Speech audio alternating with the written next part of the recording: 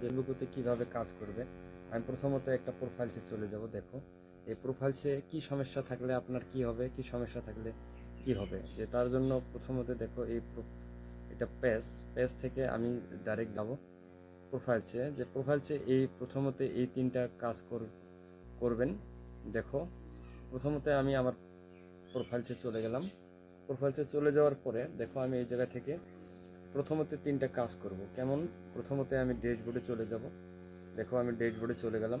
ড্যাশবোর্ডে চলে যাওয়া দেখো আমার এই জায়গায় ভিউজ নেই, একেবারে কম ভিউজ আছে, কোনো এই জায়গায় ইনকাম আসেনি।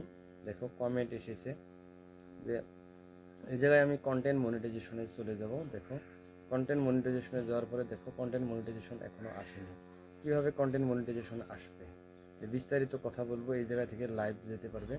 যে পরবর্তী আপনাদেরকে শেখাতে চেয়েছি আজকে কিভাবে আমরা ক্যাপশন ট্যাপ করব, কিভাবে আমরা পিকচার আপলোড করব, কিছু ফটো বাইরে না যাইয়ে ঘরের ভিতরে বসে থেকে কিভাবে আপনারা ফেসবুক থেকে আয় করতে পারবেন।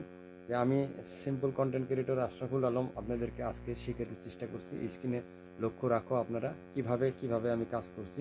প্রথমত আমি আমার ফোনের চ্যাট জিপিটিটা খুলে নিব। দেখো আমি চ্যাট জিপিটি খুলে নিয়েছি। যে চ্যাট জিপিটি খুলে নেওয়ার পরে চ্যাট জিপিটিতে আমি এই জায়গায় জাস্ট টেক্সট করব যে আমার ফেসবুক চালাবো আমি, মানে ফেসবুক কন্টেন্ট ক্রিয়েশন ক্যাপশন।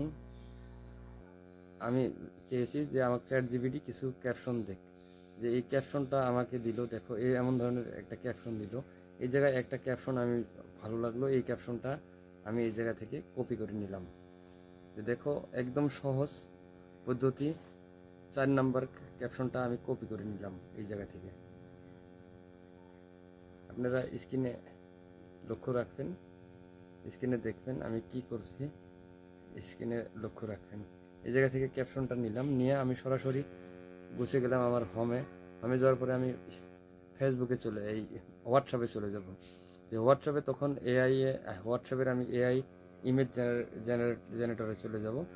তখন আমি এই জায়গা থেকে দেখো এআই মেটা ইমেজ যেটা জেনারেটর, এই জায়গায় দেখো আমি ডাইরেক্ট এসে পড়লাম। যে দেখো এই জায়গায় এখন আমি এই জায়গায় আমি পিকচার নেব। তার জন্য জাস্ট এই জায়গায় ক্লিক করছি।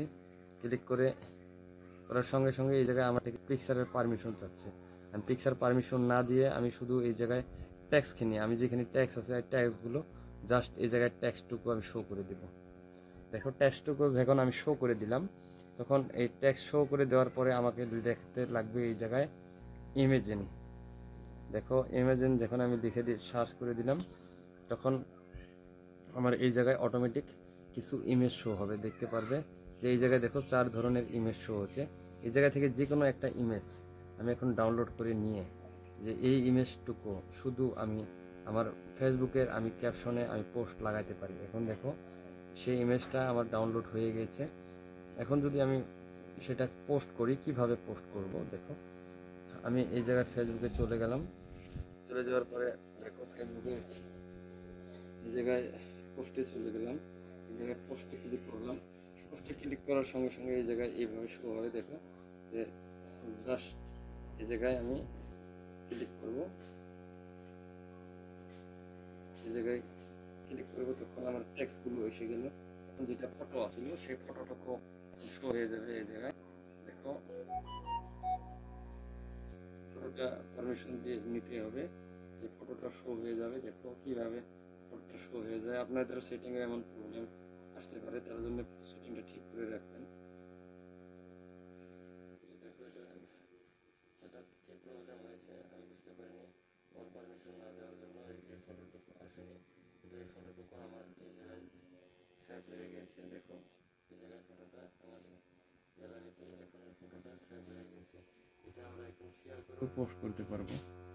ডাইরেক্ট আপনারা এই ধরনের পোস্ট করলে পোস্টগুলো ভালো ট্রাফিক পড়ে না। যদি এইভাবে পোস্ট করো, ডাইরেক্ট এই জায়গা থেকে যদি পোস্ট করো, দেখো এখানে ফিডে পোস্ট করতে পারবেন। ডাইরেক্ট শো করছে। দেখো এই জায়গায় ফ্রেন্ড না করে জাস্ট এই জায়গায় ফ্রেন্ড না করে এই জায়গায় ধরে নাও পাবলিক করে দিলেন। পাবলিক করে দিয়ে জাস্ট পোস্টটা সরাসরি পোস্টটা দিয়ে দিলেন। যে এইভাবে আপনারা পোস্ট করবেন। যারা নতুন ক্রিয়েটর আছে থ্যাংক ইউ ফর ওয়াচিং। ভালো লাগলো ভিডিওটা পুরো